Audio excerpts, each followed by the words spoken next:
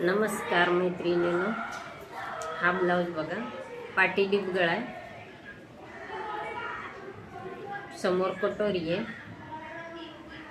आणि हे जे मणी आहे हे सर्व मणी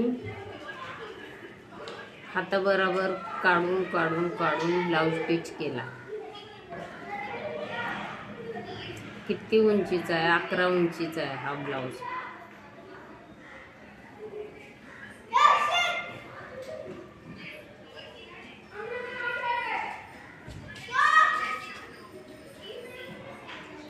त्याच्यावरती साडी पण पिको फॉल केली.